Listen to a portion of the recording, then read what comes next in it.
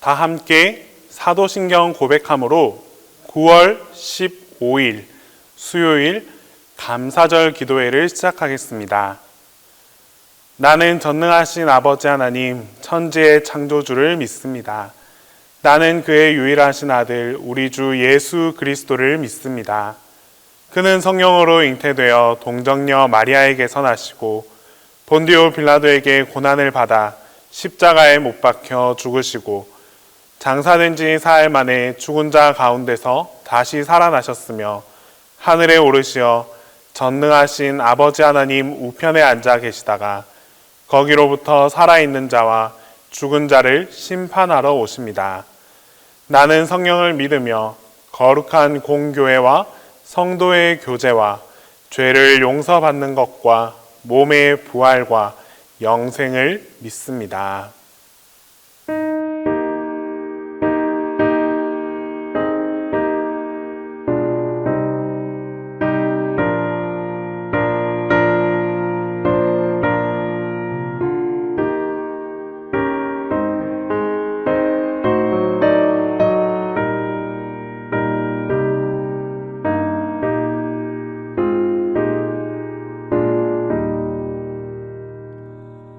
나 주의 도움 받고자 주 예수님께 빕니다.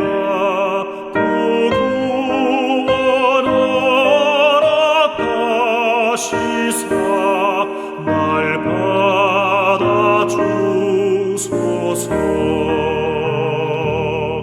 내 모습 이대로 주 받아주소서. 날 위해 돌아가신 주 날 받아주소서. 큰 죄에 빠져 영죽을 날 위해 피 흘렸으니 주 형상대로 빚으사 날 받아주소서.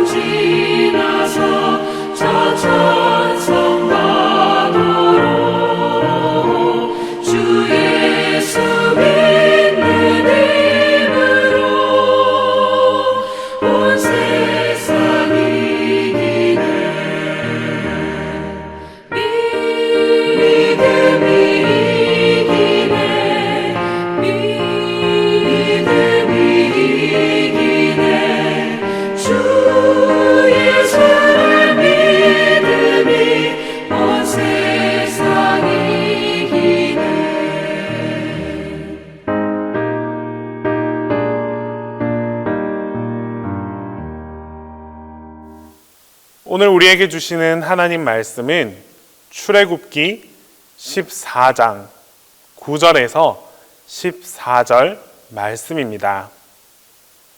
구약성경 출애굽기 14장 9절에서 14절 말씀입니다. 다 함께 봉독하겠습니다. 애굽 사람들과 바로의 말들, 병거들과 그 마병과 그 군대가 그들의 뒤를 따라 바알스본 맞은편 비하이롯 곁 해변 그들이 장막친 데에 미치니라. 바로가 가까이 올 때에 이스라엘 자손이 눈을 들어 본즉 애굽 사람들이 자기들 뒤에 이른지라. 이스라엘 자손이 심히 두려워하여 여호와께 부르짖고 그들이 또 모세에게 이르되 애굽에 매장지가 없어서 당신이 우리를 이끌어내어 이 광야에서 죽게 하느냐? 어찌하여 당신이 우리를 애굽에서 이끌어내어 우리에게 이같이 하느냐? 우리가 애굽에서 당신에게 이른 말이 이것이 아니냐? 이르기를 우리를 내버려 두라.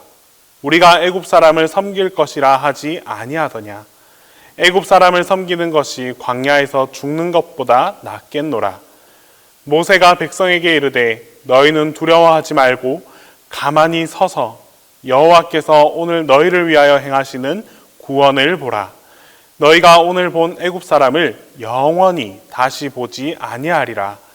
여호와께서 너희를 위하여 싸우시리니 너희는 가만히 있을지니라. 앞으로 갈 수도 없고 뒤로 물러갈 수도 없는 이러지도 저러지도 못하는 상황을 가리켜서 진퇴양난이라고 합니다. 우리는 살아가면서 개인, 가족, 공동체, 나라 등 사회 곳곳에서 이런 진퇴양난의 경험을 마주할 때가 종종 있습니다. 오늘 본문의 이스라엘 백성들 역시 이와 같은 진퇴양난의 절박한 상황에 처해 있습니다. 앞으로는 홍해가 가로막고 있고 뒤에는 애굽 군사들이 추격해 왔습니다. 그야말로 이러지도 저러지도 못하는 위기의 상황을 맞게 되었습니다. 그런데 아이러니한 것은 이러한 위기의 상황으로 인도하시는 분이 바로 하나님이라는 사실입니다. 하나님께서는 이스라엘 백성들의 진로를 돌려서 홍해로 인도하셨습니다. 많은 사람들이 지도를 보면서 왜 하나님께서 이스라엘 백성을 수르 광야로 가로질러 가는 길이 아니라 왜 이곳으로 홍해 쪽으로 방향을 꺾어 인도하셨을까 하는 의문을 갖습니다. 만약 그냥 그 가로지르는 그 길로 갔다면 홍해를 만날 필요도 없고 약속의 땅 가나안 땅에 쉽게 도착할 수 있었을 것이다 라고 생각합니다. 오늘 우리에게도 이 말씀은 동일하게 적용됩니다. 하나님은 종종 우리의 삶 속에서 우리가 좀처럼 이해할 수 없고 납득할 수 없는 길로 인도하실 때가 있습니다. 분명 하나님께서 택하시고 사랑하는 자녀들이지만 다른 좋은 길이 있음에도 불구하고 하필이면 막다른 길, 진퇴양난의 환경을 만들 때가 있습니다. 하나님의 인도하심 따라 가는 그 길임에도 불구하고 원치 않는 어려움이 발생합니다. 즉 순종하는 길임에도 불구하고 가로막는 일이 일어날 수 있습니다. 그렇다면 주님께서는 왜 우리를 이러한 어려움으로 인도하시고 또 고난의 상황을 마주하게 만드셨을까요? 그 이유에 대해 31절 말씀으로 알려주십니다. 이스라엘이 여호와께서 애굽 사람들에게 베푸신 큰 일을 보았으므로 백성이 여호와를 경외하며 여호와와 그 종 모세를 믿었더라. 하나님께서 그렇게 그들을 인도하신 이유는 그들로 하여금 하나님이 행하신 큰 일들을 보게 하기 위함이었습니다. 그리고 그것을 통해서 여호와를 더욱 경외하고 여호와의 종 모세를 신뢰하게 하기 위함이었습니다. 여기에 우리가 주목해서 보아야 할 단어가 바로 큰 일입니다. 하나님께서는 왜 우리를 위해서 큰 일을 행하시기 원하실까요? 그것은 우리가 작은 일을 가지고는 하나님을 인정하려고 하지 않기 때문입니다. 오히려 작은 일이 일어나면 그것은 나 스스로가 열심히 노력해서 이루었다라고 말하며 하나님을 인정하지 않을 때가 많습니다. 때문에 하나님께서는 큰 일을 통해서 당신의 위대하심과 그 높으심을 자신의 백성들에게 알려주고 보여주기 원하셨습니다. 지금 처해 있는 상황이 막막하게 보이고 힘겹게 느껴질지라도 그것으로 낙심하거나 원망해서는 안 됩니다. 오히려 우리의 상황이 열악하고 힘겨울수록 하나님께서 우리를 위하여 더 크고 위대한 일을 준비하고 있다는 사실을 기대할 수 있어야 합니다. 오늘 본문은 바로가 가까워 올 때에라는 말로 시작을 합니다. 출애굽한 이스라엘 백성들은 물에 빠져 죽거나 아니면 바로 군대에 칼에 찔려서 죽는 것 외에는 다른 길이 없었습니다. 우리는 본문에서 이런 상황에 놓였을 때 두 분류의 반응을 볼 수 있습니다. 먼저는 백성들의 반응입니다. 그들은 이 위기 앞에서 초연하지 못했습니다. 이스라엘 백성들은 힘겹고 어려운 상황을 만나자 하나님 앞에 불평하고 하나님의 사람 모세를 원망하고 있습니다. 이런 모습을 통해 우리는 인간의 나약함을 보게 됩니다. 좋을 때는 고맙습니다. 너무나 감사합니다. 이 은혜를 평생 잊지 않겠습니다. 라고 말하던 사람들이 조금만 힘들고 어렵게 되자 섭섭하다고 아우성치고 탄식하는 모습. 이것이 우리 인간의 나약함입니다. 어려운 일이 생기면 어려움을 풀기 위해서 기도하고 애쓰는 것이 아니라 어떻게 하든 자기가 그 책임에서 벗어나려고 하고 내가 아닌 다른 누군가에게 그 책임을 전가시키려 합니다. 이스라엘 백성들은 이제 모세에게 달려가서 항변합니다. 애굽에 매장지가 없어서 우리를 여기까지 데리고 와서 죽게 하느냐. 광야에서 죽는 것보다 애굽 사람을 섬기는 것이 낫다라고 원망하기에 이릅니다. 그들은 눈앞에 펼쳐진 환경을 보고 절망했습니다. 그래서 성경에서는 심히 두려워하여 여호와께 부르짖었다라고 말씀합니다.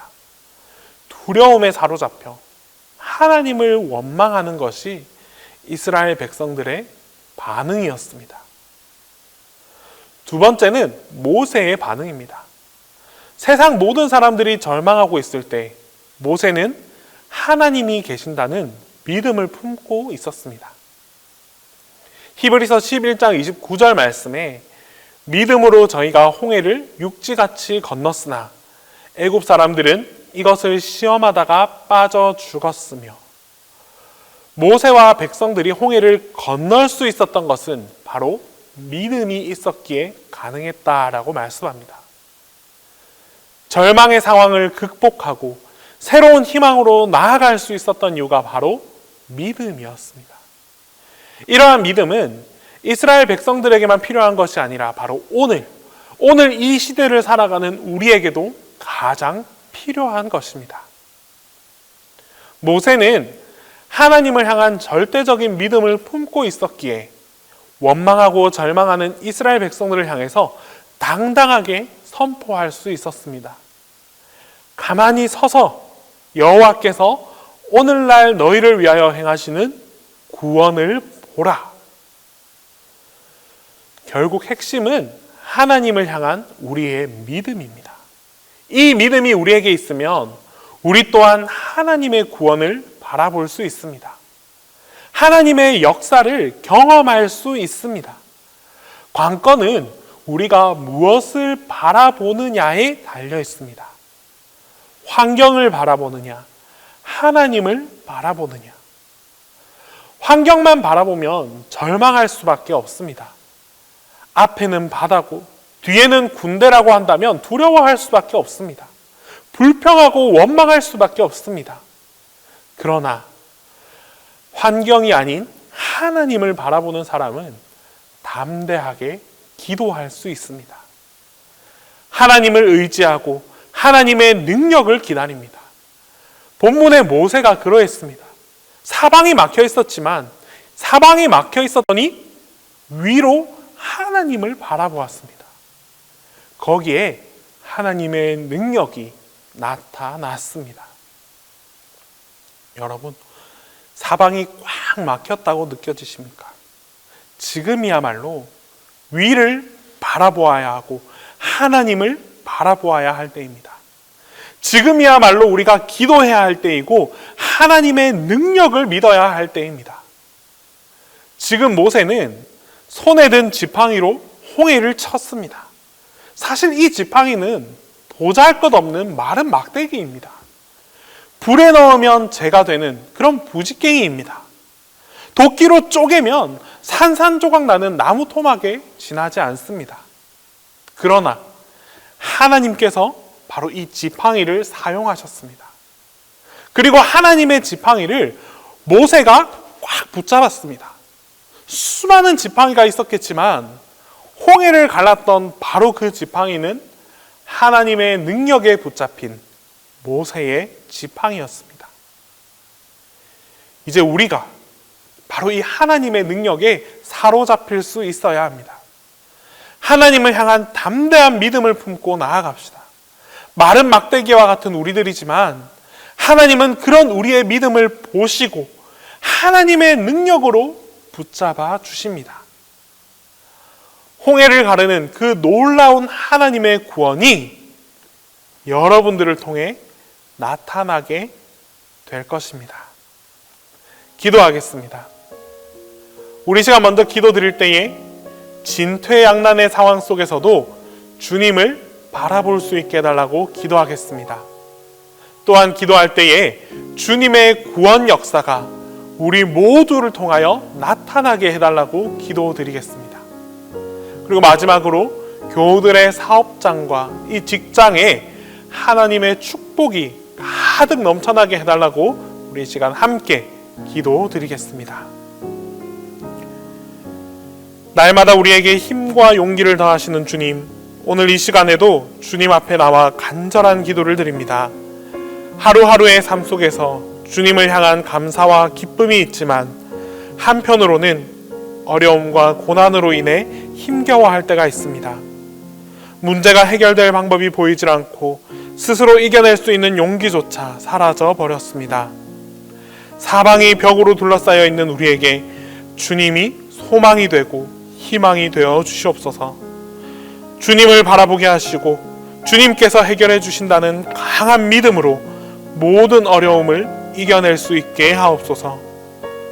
또한 주님께서 우리의 믿음을 보시고 그 믿음 가운데에 구원으로 응답하여 주시옵소서. 주님께서는 반드시 우리의 삶 가운데 역사해 주시고 응답해 주실 줄 믿습니다. 주님께서 내밀어 주시는 구원의 축복이 동신교회에 속한 모든 이들에게 닿기를 간절히 소망합니다. 주님의 구원을 경험하고 확증하며 감사의 삶을 살아갈 수 있는 우리 모두가 되게 하여 주시옵소서. 특별히 이 시간 교우들의 사업터와 직장을 위해 기도합니다. 여러 가지 환경적 어려움으로 인해 그 어느 때보다 힘든 시간이 이어지고 있습니다. 주님께서 이 어려움을 이겨낼 수 있도록 힘과 용기를 주시고 또 어려움을 이겨낼 수 있는 여건도 허락하여 주시옵소서. 주님께서 축복하여 주시고 은혜를 더하여 주셔서 도우시는 주님의 손길을 경험하게 하여 주시옵소서. 담임 목사님을 위해 기도합니다. 목사님께 하나님의 축복을 더하여 주시고 그 사역 가운데 함께 해주셔서 어떠한 방해와 어려움이 나타나지 않도록 주님께서 돌보아 주시옵소서. 목사님을 통해 계획하신 하나님의 사역이 온전히 이루어지도록 주님의 도우심이 떠나지 않게 하여 주시옵소서. 이제 주님께서 가르쳐 주신 기도를 다 함께 하겠습니다. 하늘에 계신 우리 아버지, 아버지의 이름을 거룩하게 하시며 아버지의 나라가 오게 하시며 아버지의 뜻이 하늘에서와 같이 땅에서도 이루어지게 하소서. 오늘 우리에게 일용할 양식을 주시고 우리가 우리에게 잘못한 사람을 용서하여 준 것 같이 우리 죄를 용서하여 주시고 우리를 시험에 빠지지 않게 하시고 악에서 구하소서. 나라와 권능과 영광이 영원히 아버지의 것입니다.